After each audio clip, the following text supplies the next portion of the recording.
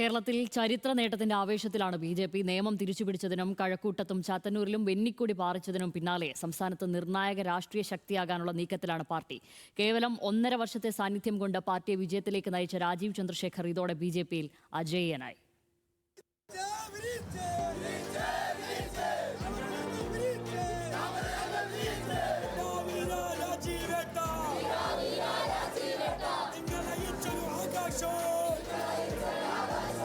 ഒരിക്കൽ മാത്രം സംഭവിച്ച വിസ്മയം. 2016-ലെ നേമത്തെ ബി.ജെ.പിയുടെ വിജയത്തെ ഈ തരത്തിൽ പറഞ്ഞൊഴിവാക്കിയെങ്കിൽ ഇത്തവണ കഥയും കളവും മാറി. നേമത്തെ പൂട്ടിയ അക്കൗണ്ട് തുറന്നു. കഴക്കൂട്ടത്ത് ഫോട്ടോ ഫിനിഷിംഗിൽ വിജയം. ചാത്തന്നൂരിൽ അട്ടിമറി. കേരളത്തിലെ ബി.ജെ.പിയുടെ രാഷ്ട്രീയ ചരിത്രത്തിലെ വഴിത്തിരിവായി 2026-ലെ നിയമസഭാ തെരഞ്ഞെടുപ്പ് വിലയിരുത്തപ്പെടും. തിരുവനന്തപുരം കോർപ്പറേഷൻ പിടിച്ചതിന് പിന്നാലെ നേമത്തും കഴക്കൂട്ടത്തും താമര വിരിയിച്ചതോടെ തലസ്ഥാന ജില്ലയിൽ ബി.ജെ.പി. നിർണായക ശക്തിയായി മാറി. ഭാരതീയ ജനതാ പാർട്ടിയെക്കുറിച്ച് കഴിഞ്ഞ കാലങ്ങളിലൊക്കെ ഒ രാജഗോപാൽജി ജയിച്ചപ്പോൾ അന്ന് എല്ലാവരും വിധി എഴുതിയത് അദ്ദേഹത്തോടുള്ള സഹതാപം കാരണം ജനങ്ങൾ വോട്ട് ചെയ്തതാണ്. ഈ തവണത്തെ വിജയം 3 സീറ്റുകളിലുള്ള വിജയമാണ്.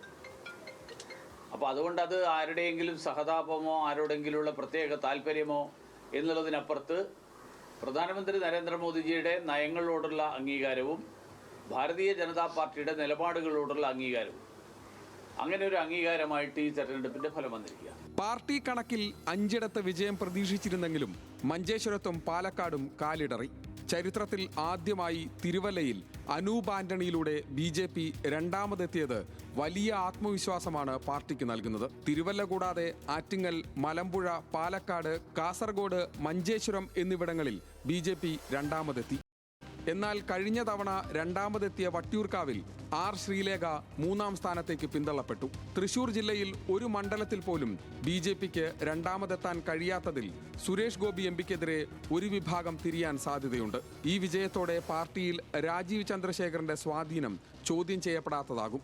വികസനം മാത്രം പറഞ്ഞാൽ പോരെന്ന രാജീവ് വിരുദ്ധ ക്യാമ്പിന്റെ അഭിപ്രായങ്ങൾക്ക് തൽക്കാലം കേന്ദ്ര നേതൃത്വം ചെവികൊടുക്കില്ല. എന്നാൽ വോട്ടിംഗ് ശതമാനത്തിൽ വർധനവുണ്ടാക്കാൻ കഴിയാത്തത് ബി.ജെ.പിക്ക് തലവേദനയാണ്. കഴിഞ്ഞ തവണ 12.47% ഇത്തവണ അനൌദ്യോഗിക കണക്കനുസരിച്ച് 14.5% വോട്ട് ശതമാനം. 20% വോട്ടെന്ന പ്രഖ്യാപിത ലക്ഷ്യത്തിൽ നിന്ന് ഏറെ താഴെയാണിത്. 2020 BDJS എന്നീ ഘടകകക്ഷികളുടെ മോശം പ്രകടനവും വരും ദിവസങ്ങളിൽ പാർട്ടിയിൽ ചർച്ചയാകും.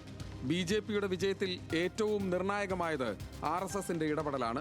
പിൻസീറ്റിലിരുന്ന് മുഴുവൻ പ്രവർത്തനങ്ങളും ഏകോപിപ്പിച്ചത് RSS പ്രചാരകരായിരുന്നു.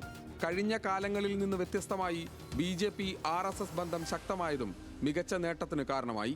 ന്യൂസ് മലയാളം, തിരുവനന്തപുരം.